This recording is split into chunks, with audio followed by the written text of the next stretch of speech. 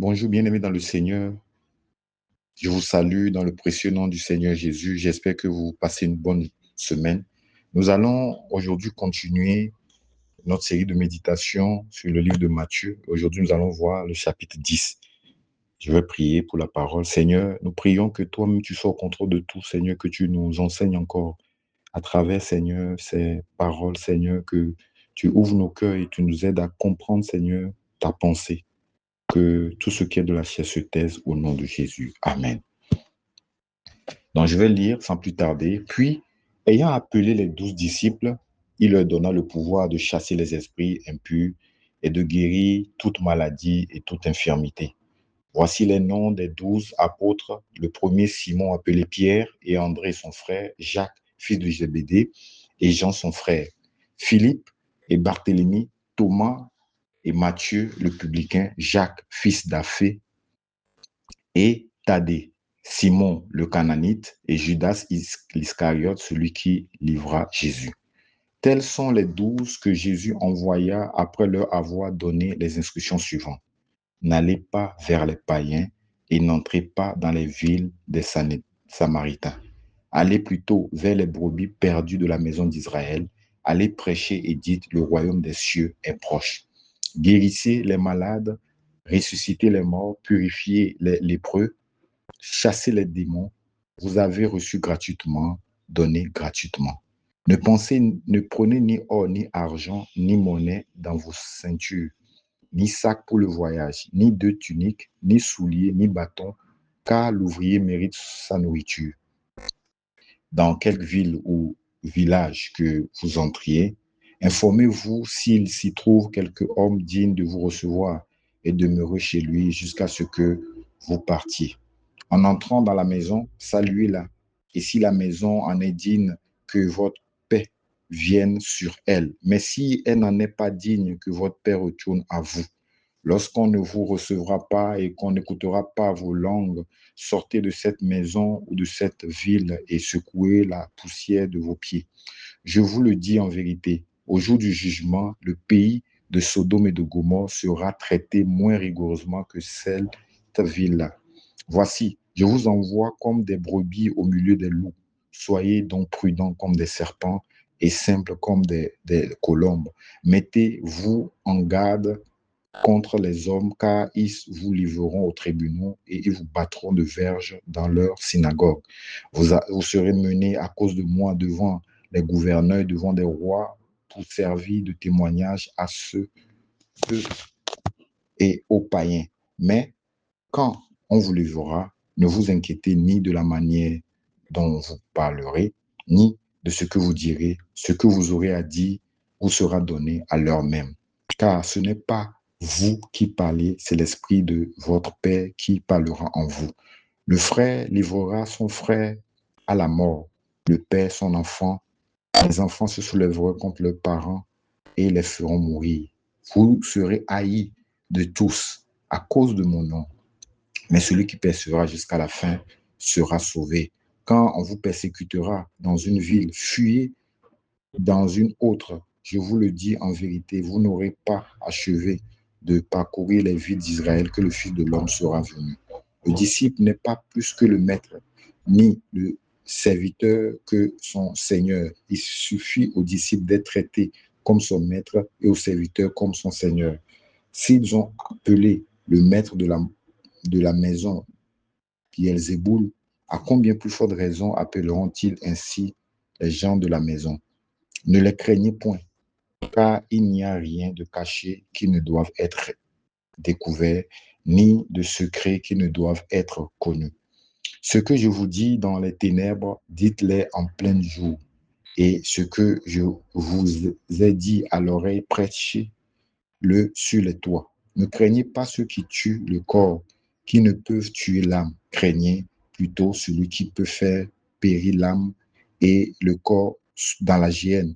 Ne vantons pas deux passereaux pour un sou, cependant, il n'en tombe pas un à terre sans la volonté de notre Père. Et même les cheveux de notre tête sont tous comptés. Ne craignez donc point. Vous valez plus que beaucoup de passereaux. C'est pourquoi, quiconque me confessera devant les hommes, je le confesserai aussi devant mon Père qui est dans les cieux. Mais quiconque me reniera devant les hommes, je le renierai aussi devant mon Père qui est dans les cieux. Ne croyez pas que je sois venu apporter la paix sur la terre. Je ne suis pas venu apporter la paix, mais l'épée, car je suis venu mettre la division entre l'homme et son père, entre la fille et sa mère, entre la belle-fille et sa belle-mère, et l'homme aura pour ennemi les gens de sa maison. Celui qui aime son père ou sa mère plus que moi n'est pas digne de moi. Celui qui aime son fils ou sa fille que moi n'est pas digne de moi. Celui qui ne prend pas la croix et ne me suit pas n'est pas digne de moi. Celui qui conservera sa vie la perdra, et celui qui perdra sa vie à cause de moi la retrouvera. Celui qui vous reçoit me reçoit, celui qui me reçoit celui qui m'a envoyé. Celui qui reçoit un prophète en qualité de prophète recevra une récompense de prophète, et celui qui reçoit un juste en qualité de juste recevra une récompense de juste. Et quiconque donnera seulement un verre d'eau froide à l'un de ses petits, parce qu'il est mon disciple, je vous le dis en vérité, je ne perdrai point sa récompense. Voilà. Et voilà un chapitre encore qui est aussi riche d'enseignements. Dans le précédent chapitre, à la fin, voilà, Jésus disait que la moisson est grande et de prier pour que Dieu puisse susciter, voilà, des ouvriers pour la moisson. Voilà, c'est sur ça que nous étions arrêtés la dernière fois.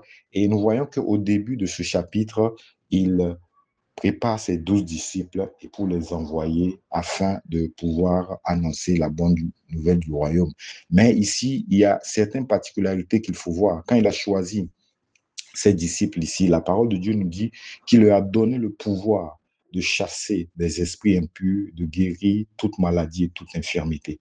Il faut savoir que quand Jésus donne ce pouvoir à ses disciples, c'est dans le cadre du service, c'est pour qu'ils puissent l'utiliser pour le service. C'est très important. Dieu ne donne pas le pouvoir, l'autorité juste pour donner. Malheureusement, beaucoup aujourd'hui, par convoitise, cherchent à avoir l'autorité, cherchent à guérir, mais nous devons savoir que Jésus équipe de cela par rapport au service. Et c'est très important. En fonction du service que nous faisons pour lui, le Seigneur va nous équiper afin que nous puissions utiliser. En fait, avoir cette autorité, avoir ce pouvoir, ce n'est pas pour montrer aux autres que nous sommes forts, parce que ce n'est pas quelque chose que nous avons de nous-mêmes. C'est le Seigneur qui le donne. Et quand il le donne pour le service. Généralement même, vous allez voir qu'il le donne souvent pour les personnes qui ont ce fardeau par rapport au service du Seigneur, qui ont ce fardeau, il donne en fonction du besoin. Donc ça aussi, c'est très important que nous puissions éclaircir cela. Et quand il les envoie ici, la particularité ici, c'est que il leur dit d'aller en fait prêcher le royaume, dire aux brebis perdues de la maison d'Israël que le royaume des cieux est proche. Voilà. Il a donné des instructions pour dire allez dans aller vers les brebis perdues de la maison d'Israël. Voilà. Donc, nous savons que le peuple d'Israël a été vraiment un peuple particulier que Dieu a choisi, voilà, comme prototype pour nous montrer en fait sa vision. Et même quand le Messie est venu, Dieu a voulu d'abord aller qu'on prêche aux brebis perdues de la maison d'Israël. Voilà, c'est très, très important. Et donc, Dieu a donné les instructions et il a dit d'aller et de dire que le royaume des cieux est proche. Il faut dire que nous sommes dans un contexte où Jésus n'est pas encore mort à la croix. Mais en fait, Dieu, pensant à ce peuple-là, a envoyé quand même les disciples pour annoncer que le royaume des cieux est proche. Et il dit que en annonçant cela, voilà, il faut que aussi les miracles aussi puissent suivre. Ils doivent chasser les démons, ils doivent guérir les malades, voilà, résoudre tous ces problèmes qui ne sont que des conséquences du péché. Et dans un second temps, ce qui est aussi merveilleux ici, c'est qu'il leur défend de prendre sur eux des provisions. C'est très important. Quand Dieu envoie, Dieu pourvoit. C'est très important que nous puissions savoir cela. Et comme vous le voyez ici, les disciples ne sont pas levés d'eux-mêmes. Voilà, ils ont été conduits par le Seigneur d'aller, voilà, prêcher aux brebis égarées d'Israël, d'Israël. Et ce qui veut dire que, en fait, même dans l'œuvre, dans l'évangélisation que peut-être le Seigneur va nous amener à faire, nous devons en fait recevoir les instructions du Seigneur. C'est très important. Une chose que nous voyons ici, c'est que c'est Dieu qui conduit, c'est Dieu qui dirige toutes choses et c'est Dieu qui équipe. Donc il est très important que quand nous partons annoncer la bonne nouvelle du royaume, que nous laissions Dieu nous conduire en toutes choses et que nous ne perdons pas de vue que c'est Dieu qui équipe. Parce qu'ici, nous avons vu qu'il leur a défendu de prendre quoi que ce soit comme provision parce que lui-même, il allait pouvoir. Et même par rapport à comment ils devaient procéder quand ils seront sur le terrain, il a donné les instructions. Voilà. Et il a bien dit que si quelqu'un accepte de les recevoir, voilà, qu'il y demeure là-bas. Mais s'il arrivait que on ne veut pas également les recevoir, il n'y a pas de souci, qu'il secoue la poussière et qu'il parte.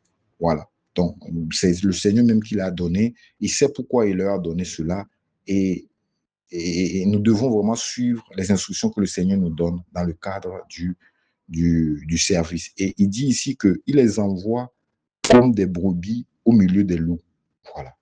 C'est pour dire que, en fait, dans ce service, dans cette œuvre à laquelle ils les appellent, voilà, il y aura vraiment des difficultés. Voilà. Parce que les loups généralement cherchent à manger les brebis.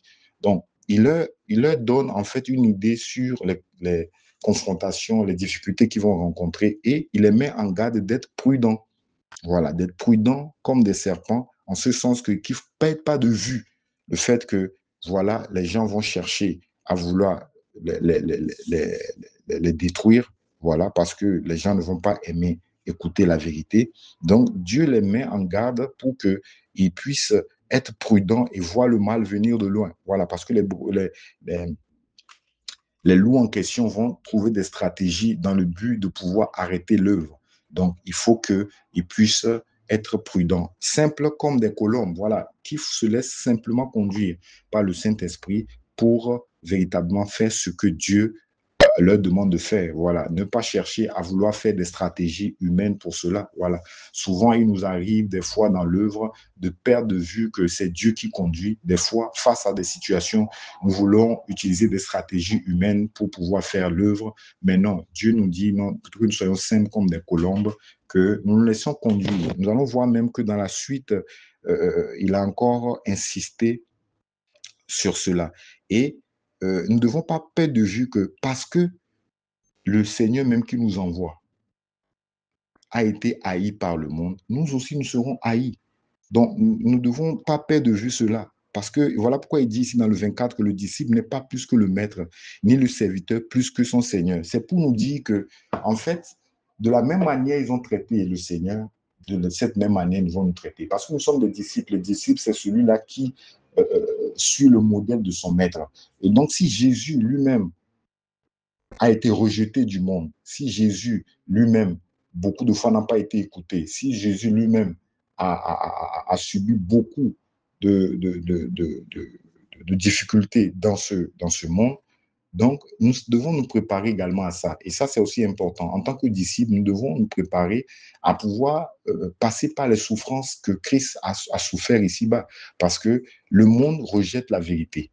Oui, parce que la vérité n'est pas en lui. Et donc, c'est normal et nous ne devons pas perdre de vue. Voilà pourquoi le verset 24 le dit, le disciple n'est pas plus que le maître, ni le serviteur plus que son Seigneur. Voilà. Donc au quotidien, nous devons savoir que nous serons traités exactement comme le maître.